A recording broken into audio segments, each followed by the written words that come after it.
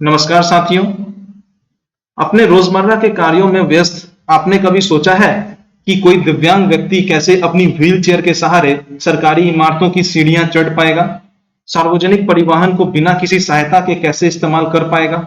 वर्ष 2011 के जनगणना के मुताबिक भारत की कुल जनसंख्या में 2.21% की हिस्सेदारी रखने वाले दिव्यांगजनों की समाज में संपूर्ण भागीदारी सुनिश्चित करने पर बल देने वाले कानून की उपस्थिति के बावजूद भी सरकारों ने इस ओर कोई विशेष ध्यान नहीं दिया है।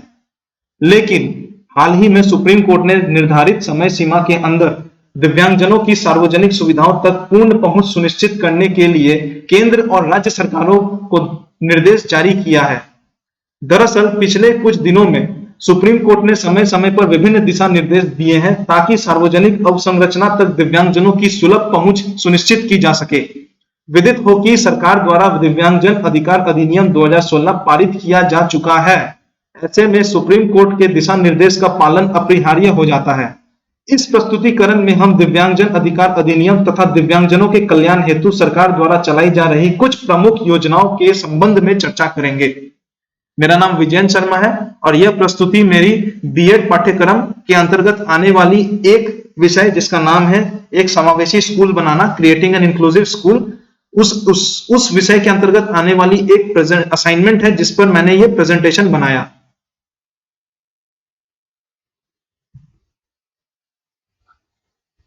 तो आज हमारा चर्चा का विषय है rights of person with Disabilities act यानी कि दिव्यांगजन अधिकार अधिनियम 2016। भारतीय संसद के वर्ष 2016 का अधिनियम संख्या 49वां है। ये 2016 का दिव्यांगजन अधिकार अधिनियम भारतीय गणराज्य के 60वें वर्ष में संसद द्वारा अधिनियमित किया गया है। इस अधिनियम ने पुराने वाले दिव्यांग व्यक्ति समान अवसर अधिकारों का संरक्षण और पूर्ण भागीदारी अधिनियम 1995 को बदल दिया है। पहले से यह अधिनियम था, 1995 में आया था यह अधिनियम, लेकिन 2016 में दिव्यांगजन अधिकार अधिनियम आने के बाद से पुराने वाले अधिनियम को बदल दिया गया है।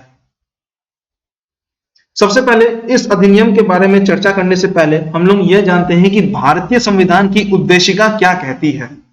हम भारत के लोग भारत को एक संपूर्ण प्रभुत्व संपन्न, समाजवादी, पंथनिरपेक्ष, लोकतांत्रात्मक गणराज्य बनाने के लिए तथा उसके समस्त नागरिकों को सामाजिक, आर्थिक और राजनीतिक न्याय, विचार अभिव्यक्ति, विश्वास, धर्म और उपासना की स्वतंत्रता, प्रतिष्ठा और अवसर की समानता प्राप्त कराने के लिए तथा उन सब में व्यक्ति की गरिमा और राष्ट्र की एकता और अखंडता सुनिश्चित कराने वाली बंधुता बढ़ाने के लिए दृढ़ संकल्पित होकर अपने संविधान सभा में आज तारीख 26 नवंबर 1949 ईस्वी को एतद द्वारा इस संविधान को अंगीकृत, अधिनियमित और आत्मार्पित करते हैं।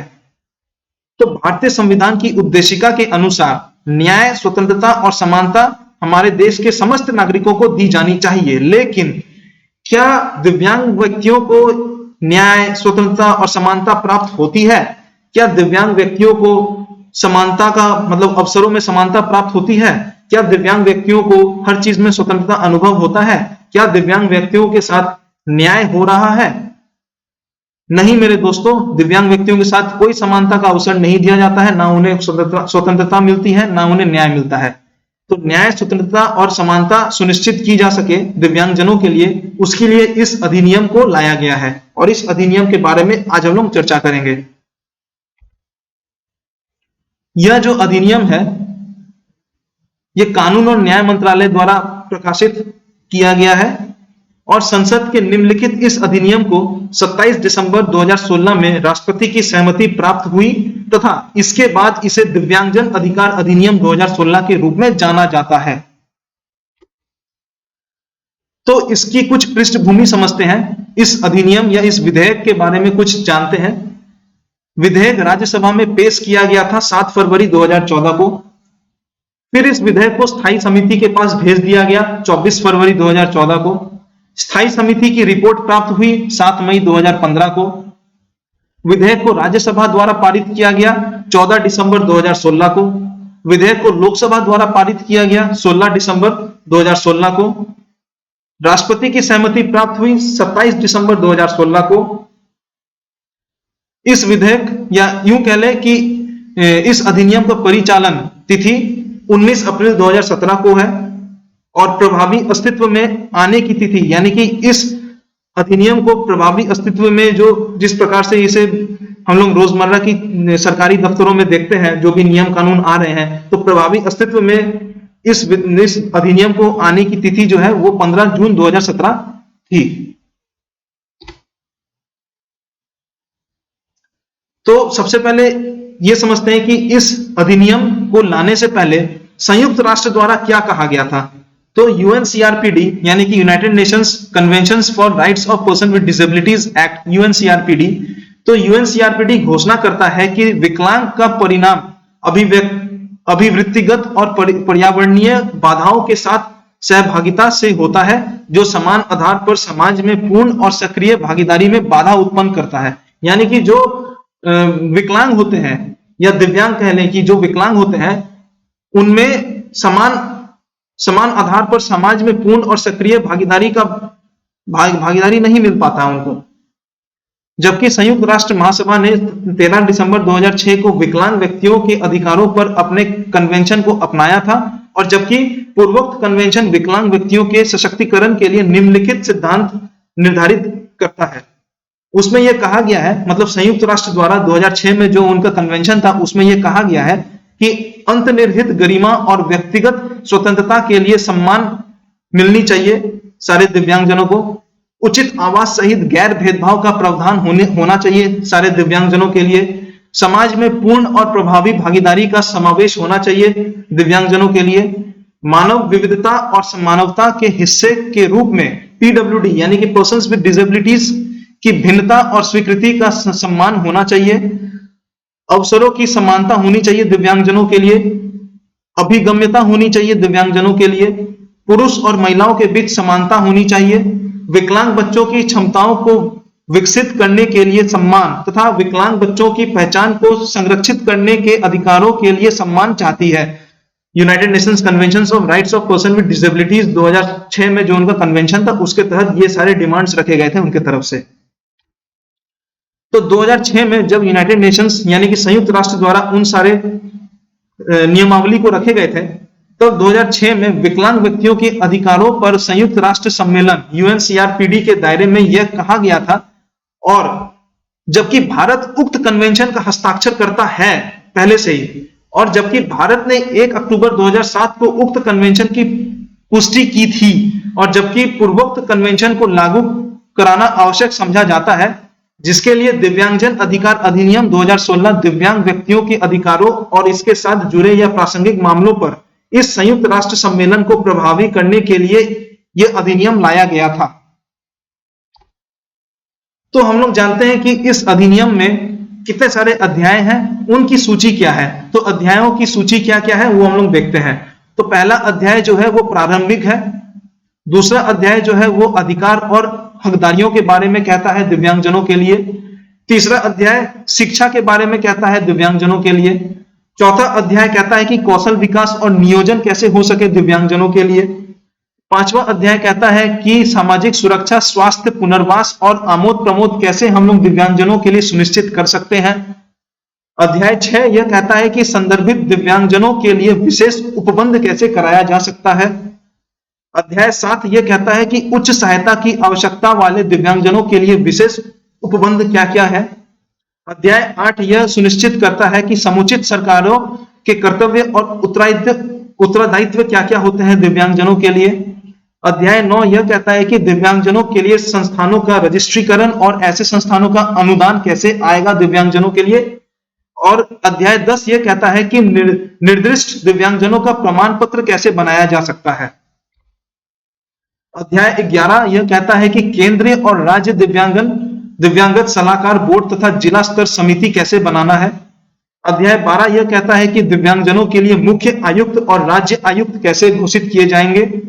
अध्याय 13 यह कहता है कि विशेष न्यायालय दिव्यांगजनों के लिए होनी चाहिए और उसका किस प्रकार से हम लोग बना सकते हैं।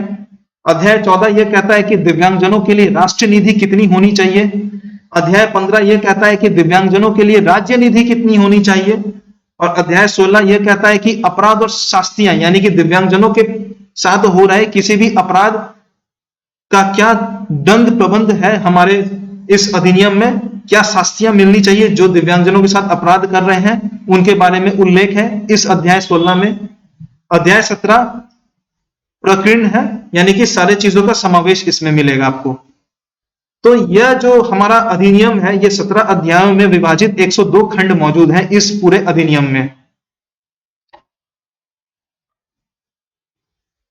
तो 2016 के rights of person with Disabilities act अधिनियम की धारा 2 के अंतर्गत ये कहा गया है, उसमें कुछ डेफिनेशंस दी गई हैं। जैसे सेक्शन 2C बैरियर के बारे में समझाता है। बैरियर मतलब any factor including communicational, cultural, economic, environmental, institutional, political, social, attitudinal और structural factors which hampers the full and effective participation of the person with disabilities in the society. यानी कि ऐसा कोई भी कारण जिसके चलते जो दिव्यांगजन व्यक्ति हैं उनके लिए बाधा उत्पन्न हो, उन सारे चीजों को हम लोग अंग्रेजी में बैरियर कहते हैं या हिंदी में अवरोध कह सकते हैं। सेक्शन 2D कहता है केयर गिवर के बारे में, यानी कि ऐसे व्यक्ति जो दिव्यांगजनों का ख्याल रखते हैं, वो कोई भी हो सकते हैं, जैसे उनके मम्मी पापा या उनके परिवार के ही कोई सदस्य हो सकते हैं या उनके कोई दोस्त हो सकते हैं, जो पैसे या बिना पैसे के उनका ख्याल रखते हैं, उनको सपोर्ट करते हैं, उनका सहायता करते हैं, तो उनको हम लोग केयर गिवर कहते हैं या अंग्रेजी में उन्हें केयर गिवर कहते हैं। सेक्शन 2H डिस्क्रिमिनेशन यानी कि भेदभाव के बारे में कहता है कि कोई भी दिव्यांगजन व्यक्ति को किसी भी प्रकार का exclusion, restriction on the basis of disability which is the purpose और effect of impairing or nullifying the recognition, enjoyment or exercise on an equal basis with others of all human rights and fundamental freedom in the political, economic, social, cultural, civil or any other field and includes all forms of discriminations and denial of reasonable accommodation। ये कह रहा है कि किसी भी प्रकार का भेदभाव यदि दिव्यांगजनों के साथ हो रहा है तो वो भेदभाव किस प्रकार का हो सकता है। उनको समाज से अलग कर देना, उनको समाज में बाधा देना या किसी भी प्रकार से उनको पहचान से अलग करना या उनको जो भी उनका रोजमर्रा का जो चीज है उनसे उनको दूर रखना। तो इस प्रकार का जो भी भेदभाव होता है दिव्यांगजनों के साथ उसको हम लोग डिस्क्रिमिनेशन कहते हैं और वो सेक्शन 2H में डिफाइंड है। सेक्शन 2R कहता है person with benchmark disabilities. Benchmark दिव्यांगजन व्यक्ति जिनमें बेंचमार्क डिसेबिलिटी है, यानी कि जिनमें बहुत ज्यादा एक स्तर तक उनका कह लें कि एक स्तर तक उनके अंदर जो डिसेबिलिटी है एक स्तर तक है। तो ऐसे पर्सन जिनमें 40% से ज्यादा मतलब 40% से ज्यादा डिसेबिलिटी हो उन्हें हम लोग कहते हैं पर्सन विद बेंचमार्क डिसेबिलिटी। तो इस तरह के जो डिसेबिलिटी होते हैं उन्हें हम लोग बेंचमार्क डिसेबिलिटी से कहते हैं, यानी कि इनमें 40% से ज्यादा डिसेबिलिटी होना चाहिए। Means a person with not less than 40%, that is more than 40% disability जिस भी पर्सन में हो उसे हम लोग पर्सन विद बेंचमार्क डिसेबिलिटी कहते हैं। सेक्शन 2S कहता है person with disability. Section 2R था पर्सन विद बेंचमार्क डिसेबिलिटी और सेक्शन 2S है पर्सन विद ओनली डिसेबिलिटी। इसमें बेंचमार्क शब्द नहीं लिखा हुआ है। इसका मतलब ये होता है कि किसी भी व्यक्ति जिनको लॉन्ग टर्म फिजिकल, मेंटल या इंटेलेक्चुअल या सेंसरी इंपेयरमेंट है, लॉन्ग टर्म यानी कि काफी दिनों से चल रहा कोई उनको शारीरिक, मानसिक या बौद्धिक इस प्रकार का कोई अगर तकलीफ है उनके शरीर में जो काफी समय से चल रहा है तो उन्हें हम लोग कहते हैं person with disability. Only disability कहते हैं, बेंचमार्क डिसेबिलिटी नहीं कहते हैं। तो ये सारे कुछ डेफिनेशंस हैं, कुछ मतलब इन सारी चीजों को ध्यान में रखना है इस अधिनियम को पढ़ते समय। अब हम लोग देखते हैं कि कितने प्रकार के विकलांग होते हैं, यानी कि विकलांग के क्या क्या प्रकार होते हैं। The type of disabilities have been increased from existing 7 to 21, यानी कि केंद्र सरकार ने पहले 7 प्रकार के डिसेबिलिटी को माना था या विकलांग प्रकार के 7 प्रकार के विकलांगों को माना था। अब इसे बढ़ाकर 21 कर दिया गया है, यानी कि 21 अलग अलग प्रकार के विकलांगों का पहचान कर चुकी है सरकारों ने। तो पहला है लोकोमोटिव, फिजिकल डिसेबिलिटी में आता है लेप्रोसी क्योर्ड पर्सन्स। तो ये जो तस्वीर आप देख रहे हैं यहां पे, इसमें इस व्यक्ति का हाथ कट गया है, इसे हम लोग लेप्रोसी कहते हैं। ये लेप्रोसी क्योर्ड पर्सन है। ये जो दूसरा तस्वीर आप देख रहे हैं बच्चे का, ये सेरेब्रल पैलेसी है। सेरेब्रल पैलेसी मतलब इनमें बौद्धिक विकास बहुत धीरे से होता है, बहुत आहिस्ता आहिस्ता बौद्धिक विकास होता है, इनमें वो मानसिक विकास नहीं हो पाता है। ये तीसरा पिक्चर जो आप देख रहे हैं ये ड्वार्फिज्म है, यानी कि बौनापन जिसको कहते हैं। इनका जो हाइट होता है शरीर का वो नहीं बढ़ पाता है, शरीर का हाइट जो है वो छोटा का छोटा ही रह जाता है। फिर है मस्कुलर डायस्ट्रोफी। मस्कुलर डायस्ट्रोफी मतलब इनमें मसल्स का जो ग्रोथ है शरीर में वो नहीं हो पाता है। फिर आता है acid attack victim. Acid attack victim मतलब तेजाब से ग्रसित जो भी पीड़ित होते हैं, मतलब इनके चेहरे में किसी ने तेजाब फेंक दिया होगा और उस तेजाब के कारण इनका चेहरा जल गया है, तो ये सबको कहते हैं हम लोग एसिड अटैक विक्टिम्स। फिर आता है ब्लाइंडनेस। ब्लाइंडनेस यानी कि जिनकी नजर कमजोर होती है उन्हें ब्लाइंडनेस कहते हैं। इस बच्चे को आप देखिए कैसे किताब को अपने आंखों के सामने रख कर भी पढ़ नहीं पा रहा है, तो ये ब्लाइंडनेस है। लो विजन मतलब जिनको दिखाई कम देता है, तो वो लोग जिनको दिखाई कम देता है वो लोग महसूस करते हैं अपने हाथों से अपने पैरों से महसूस करके समझते हैं कि उनके आगे कौन सा है, क्या रखा है। फिर आता है डेफ एंड हियरिंग लॉस, यानी कि जिनको सुनाई कम देता है। उसी प्रकार से स्पीच एंड लैंग्वेज डिसेबिलिटी आता है। तो इस प्रकार के जो डिसेबिलिटीज है इनको हम लोग कहते हैं फिजिकल डिसेबिलिटीज। तो ऐसे करके 21 प्रकार के डिसेबिलिटीज को दर्शाया गया है इस अधिनियम में, यानी कि विकलांगों के प्रकार को मौजूदा 7 से बढ़ाकर 21 कर दिया गया है। इंटेलेक्चुअल डिसेबिलिटी में स्पेसिफिक लर्निंग डिसेबिलिटीज आते हैं, ऑटिज्म स्पेक्ट्रम डिसऑर्डर्स आते हैं। तो ये क्या है? ये सब स्पेसिफिक लर्निंग डिसऑर्डर मतलब बच्चों को बोलने, सुनने, लिखने, पढ़ने में, स्पेलिंग्स लिखने में, मैथमेटिक्स के कैलकुलेशन करने में प्रॉब्लम आने लगते हैं। ऑटिज्म स्पेक्ट्रम डिसऑर्डर क्या होता है? ये सेंट्रल नर्वस सिस्टम, जो हमारा नर्वस सिस्टम है उसमें प्रॉब्लम हो जाता है। इसमें बच्चों का cognitive, emotional, social and physical health जो है वो खराब हो जाता है बच्चों का। सोशल इंटरेक्शन बच्चों का खत्म हो जाता है। मेंटल बिहेवियर यानी कि मेंटल इलनेस यदि किसी बच्चों का है तो वो भी डिसेबिलिटीज में ही हम लोग उसे काउंट करते हैं। Disabilities caused due to chronic neurological condition such as multiple sclerosis या पार्किंसंस डिजीज, ये सब हमारे सेंट्रल नर्वस सिस्टम का बीमारी है जिसके कारण बच्चों में जो बौद्धिक विकास और जो मानसिक विकास होना चाहिए वो नहीं हो पाता है। ये सीधा सीधा जाकर के ब्रेन में अफेक्ट करता है, नर्वस सिस्टम में अफेक्ट करता है, इसलिए बच्चों का जो ग्रोथ है वो प्रभाव पड़ता है, ग्रोथ जो है वो रुक जाता है पार्किंसंस डिजीज होने के बाद। ब्लड डिसऑर्डर्स यानी कि खून से रिलेटेड समस्या, haemophilia, thalassaemia, sickle cell disease, ये सब खून से रिलेटेड समस्याएं हैं और ये सब जेनेटिकली आते हैं बच्चों के अंदर में। और मल्टीपल डिसेबिलिटीज मतलब ऐसे कोई भी डिसेबिलिटीज जो उपर्युक्त जितने भी डिसेबिलिटीज के बारे में कहा गया उन सारे का एक से अधिक डिसेबिलिटीज होना, उसको हम लोग कहते हैं मल्टीपल डिसेबिलिटीज। तो person with benchmark disabilities are defined as those certified to have at least 40%, यानी कि 40% से ज्यादा यदि किसी में किसी प्रकार का विकलांगता पाया जाता है तो उसे हम लोग कहते हैं बेंचमार्क डिसेबिलिटीज। अब हम लोग देखते हैं कि अधिकार और हकदारियां क्या क्या दी गई हैं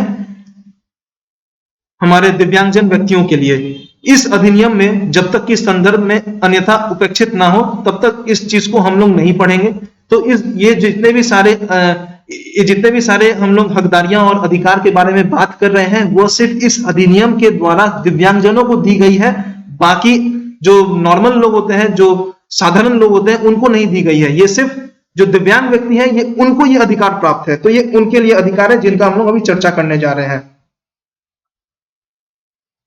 सेक्शन 5(1) कहता है the person with disability shall have the right to live in the community, यानी कि जो भी दिव्यांगजन व्यक्ति होते हैं उन्हें समाज में रहने का भरपूर हक मिलता है। सेक्शन 6 कहता है कि protection from cruelty and inhuman treatment, यानी कि किसी भी प्रकार का अमानवीय व्यवहार उनके साथ नहीं कर सकते हैं। The appropriate government shall take measures to protect the person with disabilities from all forms of abuse and violence and exploitation, यानी कि हनन या मारपीट या फिर उनके साथ अब्यूज इन सारे जो भेदभाव होते हैं दिव्यांगजनों के साथ, उनसे सरकार को सख्त से सख्त कदम उठाना है ताकि दिव्यांगजनों को इन सारे चीजों से बचाया जा सके। जो दिव्यांगजन व्यक्ति होते हैं सेक्शन 8(1) कहता है कि जो दिव्यांगजन व्यक्ति होते हैं उन्हें इक्वल प्रोटेक्शन, यानी कि समान रूप से सुरक्षा सुनिश्चित कराना सरकारों का कर्तव्य है ताकि उन्हें risk, armed conflict, humanitarian emergencies and natural disaster के समय उन्हें बचाया जा सके। जैसे मान लो नेचुरल डिजास्टर, जैसे मान लो भूकंप आ गया या सुनामी आ गई या ऐसा ह्यूमैनिटेरियन इमरजेंसीज आ गए, जैसे कहीं पे कोई युद्ध हो गई या कुछ भी ऐसा कुछ हो जाता है, तो उसमें हम लोग दिव्यांगजनों को पीछे नहीं छोड़ेंगे, उनको भी साथ साथ बचाएंगे समान लोगों के साथ। सेक्शन 9(1) कहता है कि no child with disabilities shall be separated from his और हर पेरेंट्स, यानी कि ऐसा कोई भी बच्चा जो दिव्यांग है उसे उसके माता पिता से अलग नहीं किया जाएगा। उसके दिव्यांग होने के कारण से उसे उसके माता पिता से अलग नहीं किया जाएगा जब तक कि कोर्ट का आदेश ना हो। और वो भी आदेश कैसे? बच्चे के इंटरेस्ट यानी कि बच्चे के हित के लिए अगर वो आदेश हो तभी उस आदेश को माना जाएगा, वरना किसी भी बच्चे को, ऐसा कोई भी बच्चा जो दिव्यांगजन है, उसके माता पिता से अलग नहीं किया जा सकता है। सेक्शन 10(2) ये कहता है, सेक्शन 10 का 2 ये कहता है कि no person with disabilities shall be subject to any medical procedure, यानी कि किसी भी प्रकार का इलीगल मेडिकल प्रोसीजर्स जिससे उनको इनफर्टिलिटी यानी कि नसबंदी उसके इजाजत के बगैर नहीं किया जा सकता है। सेक्शन 11 कहता है कि the election commissioner of India and the state election commissioner shall ensure that all polling stations are accessible to the person with disabilities and all material related to the electoral process are easily understandable by and accessible by them, यानी कि जब भी चुनाव होते हैं तो ये चुनाव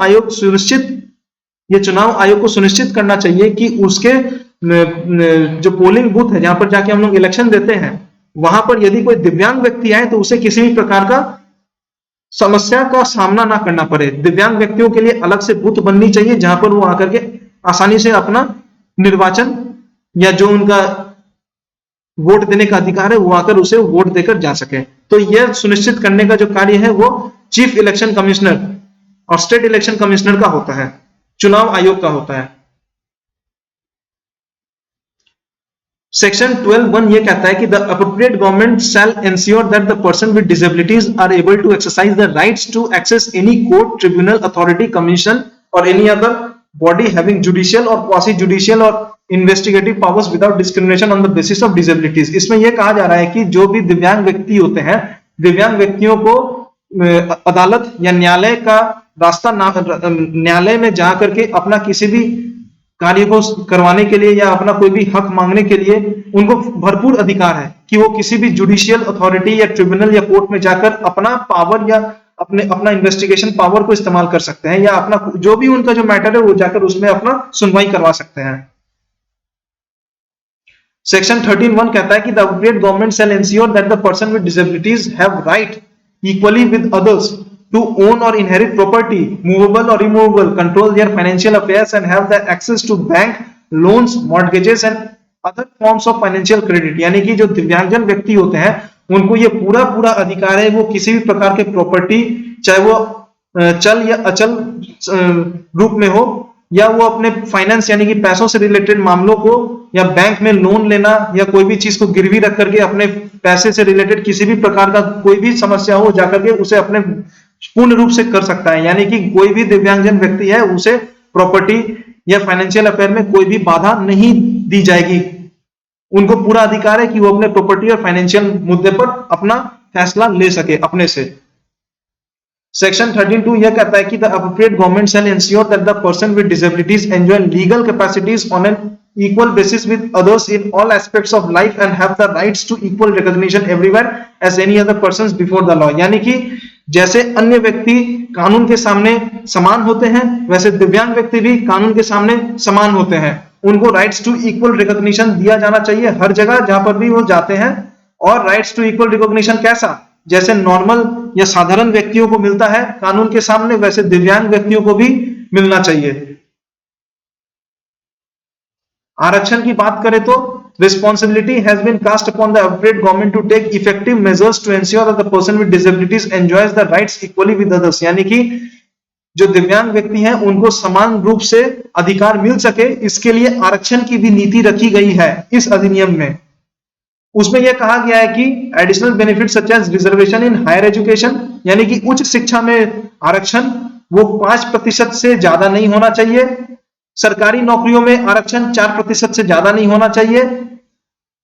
reservation in allocation of land, यानी कि संपत्ति, जमीन संपत्ति या फिर गरीबी हटाने वाले जो स्कीम होते हैं सरकारों का, उसमें 5% से ज्यादा रिजर्वेशन इनको नहीं मिल सकता है। तो ये किसको मिलता है? जो पर्सन विद बेंचमार्क डिसेबिलिटीज हैं विद हायर सपोर्ट नीड्स, उनको मिलता है ये। Every child with benchmark disabilities between the age group of 6 and 18 years shall have the rights to free education. जैसे RTE एक्ट कहता है rights to free and compulsory education, वैसे ही हर बच्चे को, चाहे वो बेंचमार्क डिसेबिलिटी का हो, दिव्यांगजन हो या जो भी हो, उसे 6 से 18 वर्ष तक, नॉर्मल बच्चों को कितना मिलता है, 6 से लेकर के 14 वर्ष तक मिलता है, लेकिन दिव्यांग व्यक्तियों को 6 से लेकर 18 वर्ष तक मुफ्त शिक्षा का अधिकार दिया गया है। सरकार यानी कि government funded education institutions as well as the government recognised institutions will have to provide inclusive education to all the childrens with disabilities. यानी कि जितने भी सरकारी स्कूल हैं या सरकारी संस्थाएं हैं, वे सब एक समावेशी शिक्षा देंगे दिव्यांगजन व्यक्तियों को, यानी कि इंक्लूसिव एजुकेशन देना है सरकारी स्कूलों को। किसको? तो चिल्ड्रंस विद डिसेबिलिटीज को। तो समावेशी शिक्षा का अधिकार दिया गया है इस अधिनियम में। For strengthening the prime ministers accessible India campaign, ये एक पॉलिसी था हमारे प्रधानमंत्री नरेंद्र मोदी जी का, prime ministers accessible India campaign. तो इस कैंपेन को और मजबूतीकरण या मजबूत करने के लिए बल दिया गया है, और यह कहा गया है कि सारे पब्लिक बिल्डिंग्स, चाहे वो सरकारी हो चाहे गैर सरकारी हो, उनमें दिए गए समय सीमा के अंतर्गत एक्सेसिबल इंडिया कैंपेन के जितने भी गाइडलाइंस थे उन्हें फॉलो करना पड़ेगा। जैसे जहां पर सीढ़ी बनी हुई है, सीढ़ी के साथ रैंप होना चाहिए, लिफ्ट होना चाहिए, दिव्यांगजनों के लिए अलग से बाथरूम होना चाहिए, उनके लिए जैसे दिव्यांगजनों के लिए अलग से एक मार्किंग होता है जहां से दिव्यांगजन जा सकते हैं, मतलब उनका एक अलग से साइन बोर्ड होता है। तो इन सारे चीजों का जो सुनिश्चित करना है वो इस कैंपेन के द्वारा गाइडलाइंस दिया गया था। और सरकार ये कहती है कि सारे सरकारी और गैर सरकारी इमारतों में इन सारे जो कैंपेन्स के जो रूल्स एंड रेगुलेशंस है उसको अच्छे से फॉलो करना है। अभिभावकता यानी कि गार्जियनशिप, अभिभावकता के बारे में यदि बात करें तो this act provides for grant of guardianship bye district court, यानी कि जो जिला न्यायालय होता है वह अभिभावकता के बारे में कहता है, यानी कि गार्जियनशिप अपॉइंट कर सकता है दिव्यांगजन व्यक्तियों के लिए। तो यह जो भी अभिभावक देगा वो एक ज्वाइंट डिसीजन होगा, यानी कि एक समावेशी डिसीजन होगा बिटवीन द गार्जियन, यानी कि जो अभिभावक है और पर्सन विद डिसेबिलिटीज है, उनके बीच में एक समान तौर पे एक डिसीजन होता है कि कौन किसका ख्याल रखेगा, उसको हम लोग अभिभावक कहते हैं। तो इस अधिनियम में जब तक इस संदर्भ से अन्याय अपेक्षित ना हो तब तक इसे ना पढ़ा जाए, यानी कि ये जो भी सेक्शन में लिखा हुआ है ये सिर्फ दिव्यांगजनों के लिए है। तो सेक्शन 14(1) ये कहता है कि लिमिटेड गार्जियनशिप मतलब means a system of joint decision which operates on mutual understanding and trust between guardian and the person with disabilities which shall be limited to a specific period and for specific decision and situation and shall operate in accordance to the will of the person with disability. यानी कि limited guardianship मतलब वो कुछ ही मतलब limit तक दिव्यांगजनों का सहायता कर पाएंगे, हमेशा के लिए नहीं रहेंगे ये लोग। सेक्शन 14(1) फिर ये भी कहता है टोटल गार्जियनशिप या प्लेनरी गार्जियन के बारे में। ये कहता है टोटल गार्जियनशिप या प्लेनरी गार्जियनशिप मतलब who is to take decision on behalf of mentally disabled person without consulting them, यानी कि ऐसा कोई भी दिव्यांगजन व्यक्ति है जो मानसिक तौर पर विकलांग है, यानी कि उसे सोचने और समझने की शक्ति नहीं है। तो ऐसे दिव्यांगजनों के हित में जो भी फैसला लेना है, अब क्योंकि वो दिव्यांग है और वो मानसिक तौर से इतना कमजोर है कि वो अपना फैसला खुद नहीं ले सकता है, तो इस कंडीशन में जो उनका टोटल गार्जियनशिप या प्लेनरी गार्जियन जो होता है वो उनका डिसीजन लेते हैं, और जो भी वो डिसीजन लेंगे वो दिव्यांगजनों के हित में ही लिया गया है, ऐसा माना जाता है। अधिकारियों का स्थापना हम लोग कैसे किस प्रकार के अथॉरिटीज को एस्टैब्लिश करेंगे दिव्यांगजनों के अधिकारों को सुनिश्चित कराने के लिए। Broad based central and state advisory boards on disabilities, यानी कि सेंट्रल एंड स्टेट लेवल पे एक एडवाइजरी बोर्ड ऑन डिसेबिलिटीज को सेटअप किया जाएगा, जो कि एक apex policy making body of the central and state level होगा, यानी कि ये वह संस्था है जो नियमावली बनाती है दिव्यांगजनों के लिए, और एपेक्स मतलब ये सबसे ऊंची संस्था है जो नियमावली बनाएगी। Office of the chief commissioner of person with disabilities have been strengthened who will now be assisted by 2 commissioners and an advisory committee comprising of not more than 11 members drawn from experts in various disabilities. Similarly, the office of the State Commissioners of Disabilities has been strengthened, who will be assisted by an advisory committee comprising of not more than 5 members drawn from the experts in various disabilities.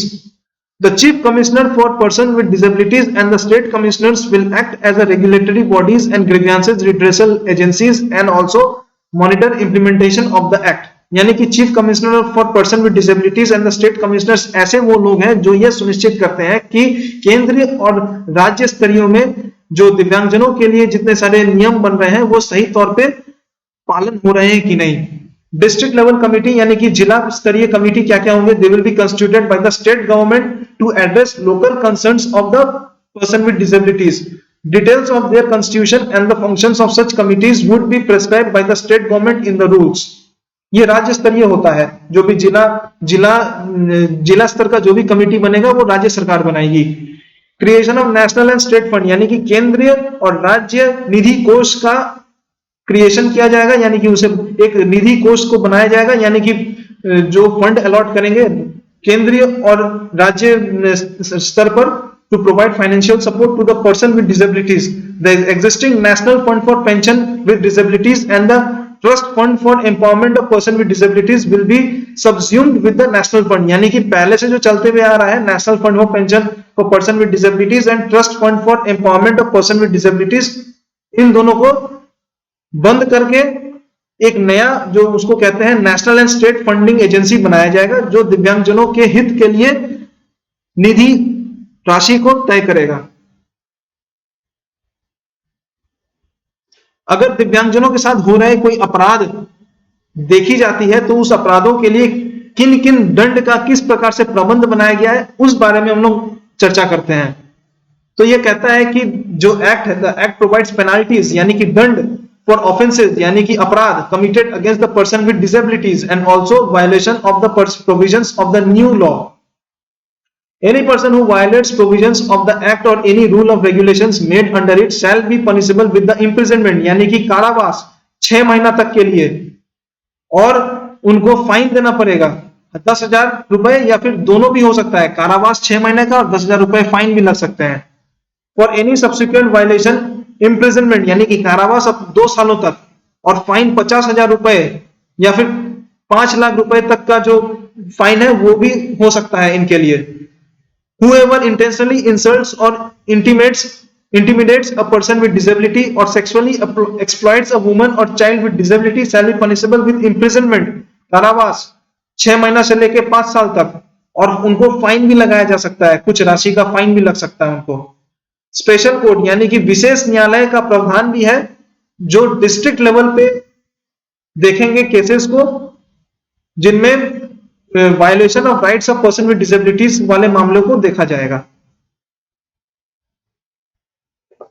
तो ये मेरा संदर्भ है जहां से मैंने इस अधिनियम को पढ़ा था। ये भारत के राजपत्र में प्रकाशित 28 दिसंबर 2016 को प्रकाशित हुआ था, वहीं से मैंने पढ़ा है। इसका नंबर 59 है, नंबर 59 न्यू दिल्ली वेडनेसडे दिसंबर 28 2016 को ये प्रकाशित किया गया था भारत के राजपत्र में, और इसे हम लोग the rights of person with Disabilities act 2016 कहते हैं अंग्रेजी में, and this is act number 49 of 2016 of the parliament of India. मैं आशा करता हूं कि आपको इस अधिनियम के बारे में जानकारी प्राप्त करके अच्छा लगा होगा। मेरी प्रस्तुति को देखने के लिए और समझने के लिए बहुत बहुत धन्यवाद, शुक्रिया।